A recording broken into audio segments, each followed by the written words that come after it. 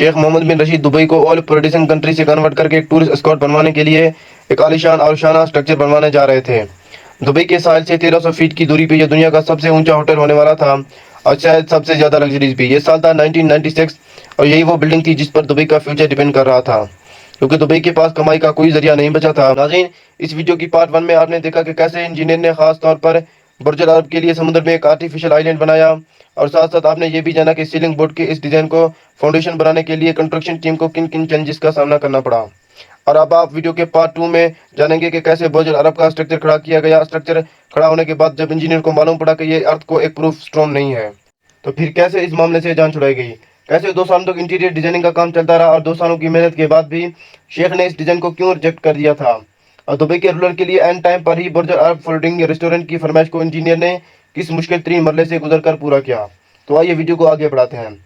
Challenge number 4۔ 2 سالوں کی محنت کے بعد بھی انجینئر اور آرکیٹیکٹس کی آخرکار بلڈنگ کا اسٹرکچر آدھا کھڑا کر چکے تھے، لیکن جیسے جیسے بلڈنگ کا اسٹرکچر بڑھتا جا رہا تھا ویسے ویسے نئے چینجز سامنے آتے گئے۔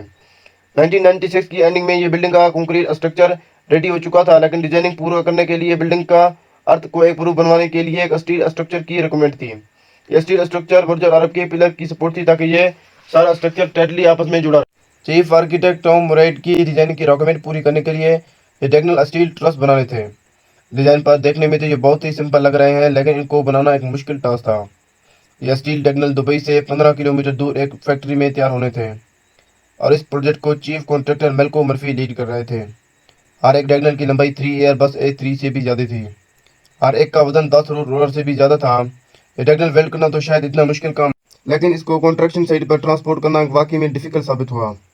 ایک ڈیگنل 3 ٹرک کی سپورٹ سے 15 کلومیٹر دور کنسٹرکشن سائٹ پر پہنچانے تھے۔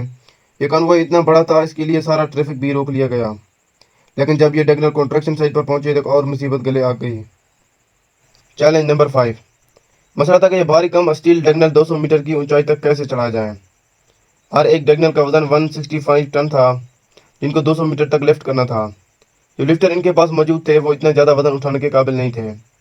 آخرکار سنگاپور سے خاص لفٹر گیئر منگائے گئے جنہوں نے یہ ڈیگنل لفٹ کیے۔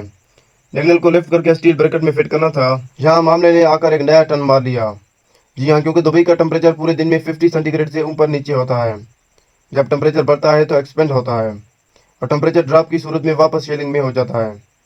اگر یہ ڈیگنل فکس بریکٹ میں لگا دیے گئے تو ایکزیشن کی صورت میں پورا اسٹیل اسٹرکچر ٹینشن میں آ کر ٹوٹ بھی سکتا ہے، جس کے انتہائی خوفناک نتائج ہو سکتے ہیں۔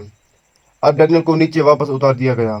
ڈیزائنر نے برج العرب کے انٹیریئر کو لگژری لک دینے کی کسر نہیں چھوڑی تھی۔ ڈیڈ لائن کے بالکل ہی قریب ڈیزائنر نے اپنا کام ختم کر لیا، لیکن اب باری تھی شیخ محمد کے وزٹ کی۔ جب شیخ نے بلڈنگ کا وزٹ کیا، وہ اس عالیشان انٹیریئر ڈیزائننگ کو دیکھ کر حیران رہ گئے۔ ساتھ ہی انہوں نے ڈیزائنر پر ایک ایسا پارٹ ٹوٹ ڈالا۔ ان کا کہنا تھا، آپ نے یہ اچھی کوشش کی ہے، لیکن یہ کمپلیٹ کب ہوگا؟ یہ بات سن کر ڈیزائنر کے پاؤں تلے زمین ہی کھسک گئی۔ شیخ نے کہا، یہ ایٹریم دنیا کا سب سے اونچا اور لگژری ایٹریم ہے، اس میں کلرز کہاں ہیں؟ ڈیزائنر نے ایٹریم کے لیے وائٹ کلر چوز کیا تھا، جس کو شیخ نے دیکھ کر ہی پروجیکٹ کر دیا۔ یہ اب ایٹریم کے کلر دینے کے لیے سفید بال اور لائٹ ڈانسنگ فاؤنڈیشن لگایا گیا، اور مہمانوں کے ویلکم کے لیے ایک عالیشان فش ایکویریم بھی سجایا گیا۔ ایٹریم کے بالز کو کلرفل بنانے کے لیے اس میں رینبو شیڈ اور گولڈ پلیٹنگ کا کام بھی کیا گیا، اور ایک بار پھر سے شیخ کو آنے کی دعوت دی گئی۔ اس بار شیخ نے پہلی فرصت میں ہی ڈیزائن کو پروف کر لیا، اور ایسے ہی دسمبر 99 میں برج العرب کی آئیکونک بلڈنگ کمپلیٹ کر لی گئی۔